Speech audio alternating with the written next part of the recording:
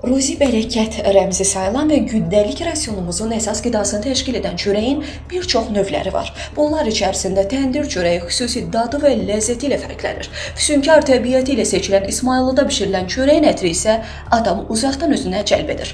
İsmayıllı rayonunun Namazgah kəndində bir neçə ailə hələ də babadan nənədən qalan təndirlərdə çörək bişirməyi davam etdirir. Kənd qadınları həftədə bir dəfə bir araya gələrək növbəli şəkildə təndir çörəyi bişirirlər. Qadınlar bildirirlər ki, təndirdə çörək bişirmək böyük zəhmət və səbir tələb edir. Əvvəlcə un ələnir, su və xəmir mayası ilə xəmir yoğrulur. Xəmir özünə gələnədək isə təndir hazırlanır. Təndiri qalamaq üçün meşədən şax odun gətirilərək yandırılır. Bu müddətdə xəmir də hazır vəziyyətə çatır.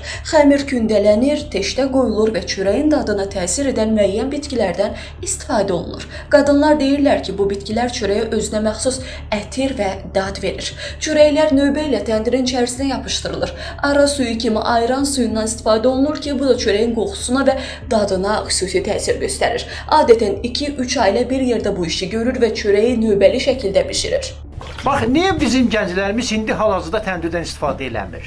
Gənclər qorxur təndirə girmək üçün. Niyə görə? Ona görə ki, istəmirlər çətindir, istəmirlər təndirə girsin. Hazır istəyirlər.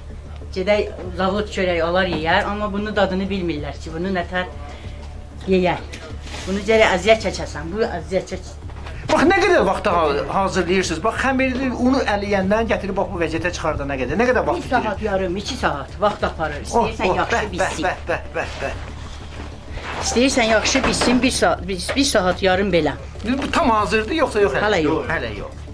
Babadan nənədən qalan bu təndir və çörək bişirmə ənənəsi Namazgah kəndində hələ də qorunub saxlanılır və milli mətbəximizin yaşadılmasında mühüm rol oynayır. Bir təndiri yandırmaqdan ötəri bir at yükü, qışda çox gedir.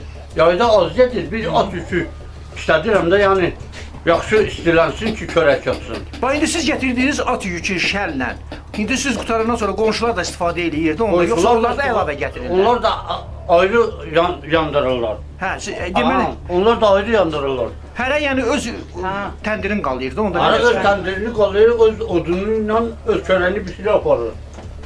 Bunlar üzə hazır. Bunlar hazırdır, ha. Bunlar üzə hazır çörəklərdir. Rafiq Həsənov, Elçin Məlikov, Ülviyə Orucova, İsmayıllı.